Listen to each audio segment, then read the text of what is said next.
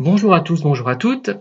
Alors cet après-midi, je vais faire une dédicace aux Racines d'Auvergne, librairie Nos Racines d'Auvergne, qui est située place de la Victoire à Clermont-Ferrand. Et le thème sera en fait l'homophobie, puisque mon 18e, attendez, je vérifie, je crois bien que c'est le 18e, oui, mon 18e volume consacré aux lettres anciennes parle de l'exécution en 1866, le 16 juin 1866, de Barthélemy Sellier, donc, qui ressemble étrangement, à mon sens, au personnage de Claude Gueux de Victor Hugo, la petite nouvelle de Victor Hugo, qui semble-t-il, enfin, si mes souvenirs sont bons, parce que j'ai déjà oublié tellement je traite de sujet, est sorti vers 1834. Et il est clair que Barthélemy Sellier, donc, qui a été exécuté sous le Second Empire, n'aurait peut-être pas subi le même sort s'il avait été hétérosexuel. Bon, voilà. Et il y a vraiment des choses très choquantes pour des auditeurs et des lecteurs de 2021 quand on lit le rapport qui concerne donc cette exécution capitale. Vous savez que ce volume fait partie donc de mes volumes consacrés aux lettres anciennes.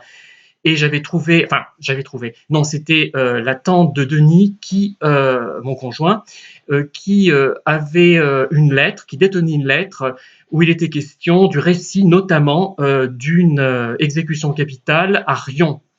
Vous savez que c'était Riom en fait, face à côté directement du tribunal de Riom, qui est la cour d'appel maintenant. Voilà, un certain Jean Planchard avait raconté l'événement. Alors, on pourrait penser que tout cela appartient au passé. Je ne crois pas. Puisque dans la nuit du jeudi au vendredi, je vais vous raconter un petit peu ma vie, vous savez que vous savez ou ne savez pas, que ma maison surplombe un petit peu la ville de Thiers et porte très loin. La vue est très très belle et porte très loin.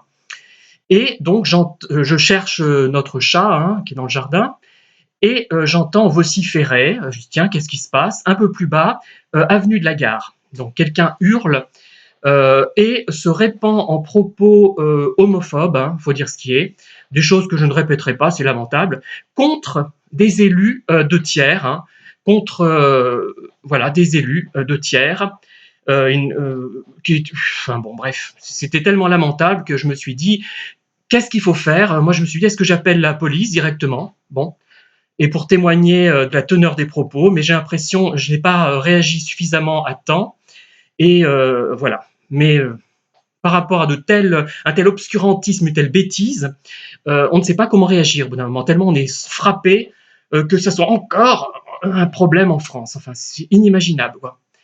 Après, on va vous dire, ah oui, mais il avait bu, il a bu, c'est un alcoolo, il dit n'importe quoi. Ah oui, mais pourquoi ce n'importe quoi est toujours ou très fréquemment ciblé sur les homos? Pourquoi? Parce que c'est un homo refoulé? Parce que les homos sont une cible privilégiée? Qu'est-ce que ça veut dire? Pourquoi toujours les mêmes?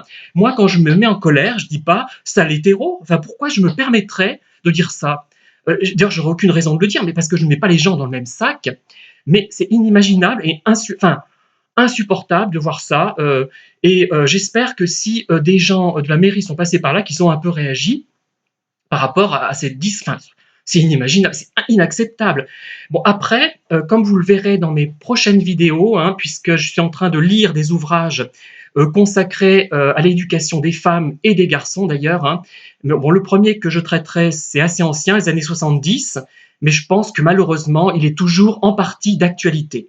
C'est-à-dire, en gros, je résume à outrance, c'est qu'on fait en sorte que les femmes, même depuis leur prime enfance, réagissent comme des pauvres petites choses, comme des mijaurées, comme des êtres faibles et fragiles, et qu'on incite les hommes à être des gens sans grand intérêt, des gros connards, je dirais. Voilà l'éducation qu'on leur donne. Donc tout vient aussi de l'éducation, et il y a un effort énorme à faire de ce côté-là, que les mères arrêtent de penser que leurs petites filles sont forcément coquettes, fragiles, et que leurs garçons sont des gros cons. Non, je suis désolé. Moi, je pense qu'il y a des gens très bien partout. Il n'y a pas que des mijaurés chez les filles, ni des gros connards chez les garçons. Il faudrait vraiment une égalité dans l'éducation et tenir non pas compte du sexe d'appartenance des enfants, mais de leur personnalité. Voilà, je crois que on a tout dit quand on a dit ça, de leur personnalité et agir en conséquence. Il y a des garçons qui ne sont pas forcément agressifs et stupides, hein. Enfin, je dis pas que les autres sont stupides, mais agressifs, enfin, ne correspondent pas forcément à ces schémas, qu'ils soient homo ou hétéro d'ailleurs, hein, j'ose espérer. La sensibilité n'est pas l'apanage des filles, comme malheureusement certains de mes auditeurs, que parfois j'aime bien, tendent à le dire, hein, c'est pas vrai. La psychanalyse a tendance à associer la sensibilité à une qualité féminine. Ça n'a rien de féminin, c'est mixte. La violence est mixte aussi. Bon, après, on peut si on adoptait une éducation moins stupide avec les enfants, moins bornée, moins obscurantiste, moins, je ne sais même pas comment la qualifier, on obtiendrait des résultats très différents.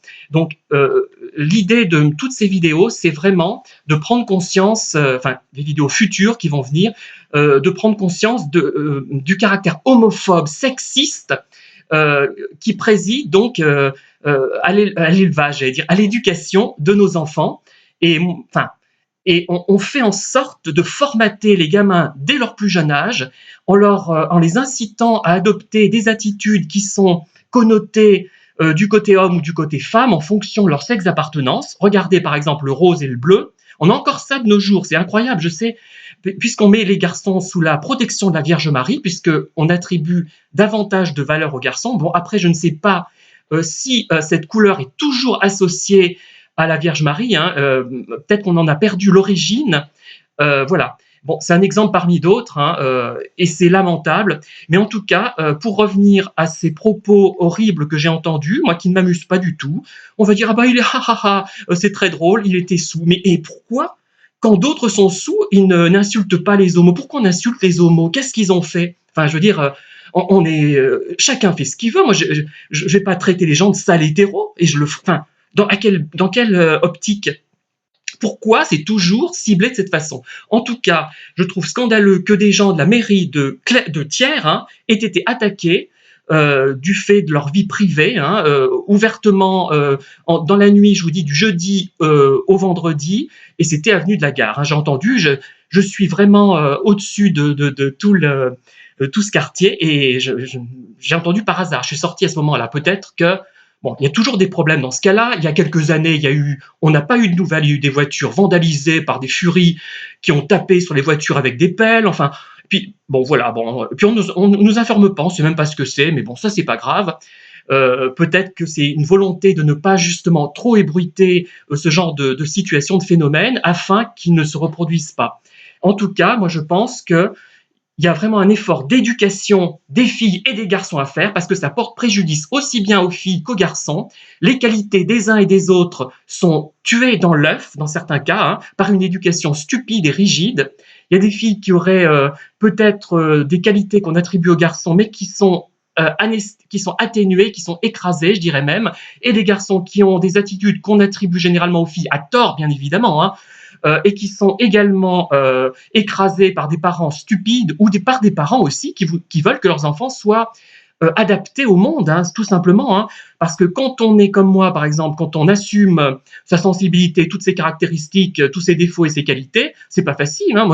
On est complètement isolé au bout d'un moment, hein, parce que on n'a pas envie de faire semblant d'aimer, je sais pas, un sport attribué aux garçons alors qu'on l'aime pas. C'est comme ça, et puis c'est tout. Moi, j'ai pas envie de faire des efforts démesurés à perdre mon temps. Si ça me plaît, ça me plaît. Si ça me plaît pas, ça me plaît pas, hein. Enfin, c'est comme ça.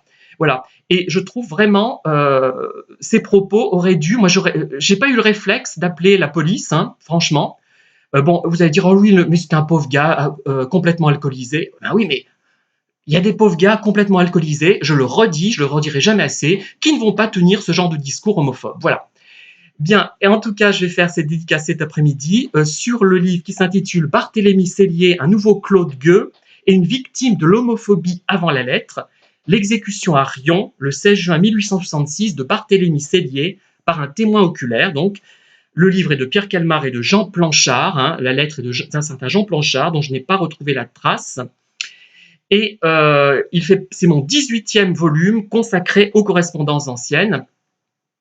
Bon, moi je suis un peu, je traverse une phase, je me dis, mais on n'avancera jamais. Il y aura toujours Simone de Beauvoir parlait du deuxième sexe pour qualifier les femmes. Moi, j'ai l'impression d'être une sorte de, je sais pas, c'est fatigant. Et en plus, quand on ne correspond pas au stéréotype de son sexe, parce qu'on est homo, mais attention, il y a des homos qui sont très machos, hein, faut pas vous leurrer, et qu'en plus on est minoritaire au sein de ce même groupe, c'est très difficile. Et vraiment, il faut faire quelque chose. En tout cas, je ne sais pas ce qui va se passer. Moi, j'ai pas l'intention de me taire et je vais diffuser cette vidéo pour qu'on sache qu'il y a quand même des choses graves qui se passent dans les rues de Thiers.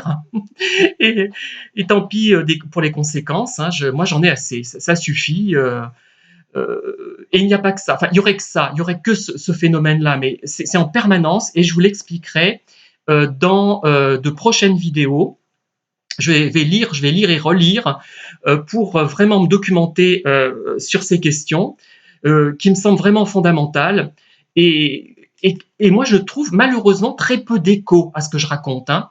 Et ça, je suis vraiment déçu parce que je me rends compte que quand on n'a pas vécu soi-même la discrimination, on ne comprend pas celle que vivent les autres. Et je suis certainement pareil par rapport à des situations de handicap que je connais mal, par rapport à des situations de racisme. Encore là, comme je travaille auprès de migrants, puisque j'effectue des positionnements linguistiques en langue française, hein, donc là, je comprends un peu plus.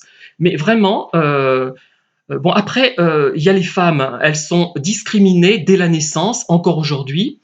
Et donc, elles devraient comprendre. Je pense que j'espère enfin pouvoir avoir des réponses constructives à ma vidéo et voir quelles mesures on peut prendre, qu'est-ce qu'on peut faire par rapport aux situations que je décris, de sexisme bien sûr, hein, et d'homophobie. Voilà. Merci de m'avoir écouté. J'espère que vous réagirez enfin en masse parce que moi j'en ai ras-le-bol. Hein. Vraiment, là, faudra pas trop me chercher. Ça sera un dépôt immédiat auprès de la gendarmerie ou de la police en cas de la prochaine fois que je constate qu'il y a des discours homophobes dans la rue ou ailleurs. Voilà, merci de m'avoir écouté. Venez nombreux à cette dédicace, pas pour moi, mais aussi pour le libraire, hein, Nos Racines d'Auvergne, 5 places de la Victoire à Clermont-Ferrand. Merci et à très bientôt.